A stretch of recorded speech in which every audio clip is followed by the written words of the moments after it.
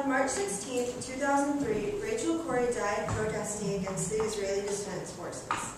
Corrie was a part of the International Solidarity Movement, a group of nonviolent protesters. She had been living in Rafah for less than 2 months before her death. Corrie stood in the path of 2 bulldozers who were trying to bulldoze the house of a local Palestinian pharmacist. She stood her ground for over 3 hours before they proceeded. The first time she made contact with the bulldozer, it gouged up her leg and left her buried under a pile of dirt. The bulldozer then proceeded to run over her twice. The impact left her with shattered ribs, a punctured lung, and a fractured skull. She died less than an hour later at a nearby hospital.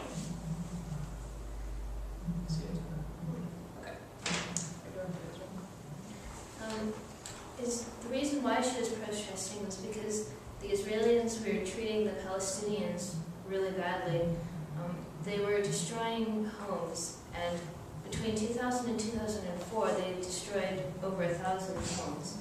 And they were doing this because they thought, or they claimed that they thought that these houses there were terrorists in these houses, like suicide bombers and weapons and such. So but these people probably weren't terrorists, and so they were basically just killing innocent people.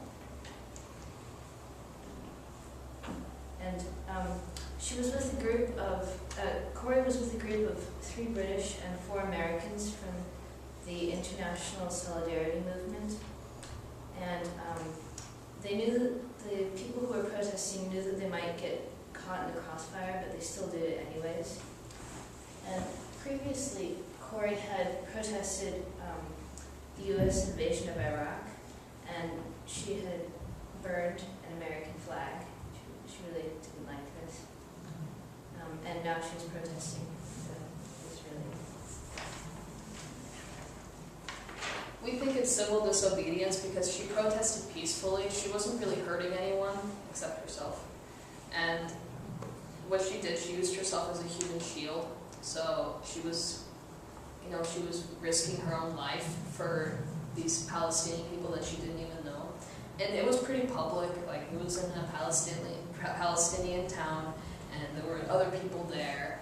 And she also was risking punishment because I don't think the Israelis liked her standing in front of their bulldozer, and her punishment was her own death.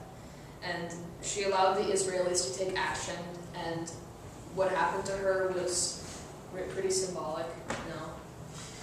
It really showed how cruel Israeli people can be. In the post-mortem, the Israeli court ruled her responsible for her own death. It was supposedly an accident. This actually happened pretty recently, like maybe August of 2012. They ruled that it was officially not the Israelis' fault that she died.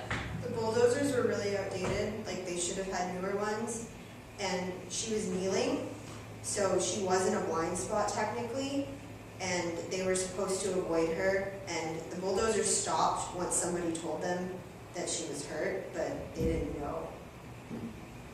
And both parties agree on that. That's like the only thing that both people agree on. Many books were written about her, like My Name Was Rachel Corrie, which was then turned into a play, and The Skies Are Weeping, which is a cantata. And there was a lot of hype about her back in 2003, because when an American dies, it receives much more hype than when a Palestinian dies. So it's kind of sad.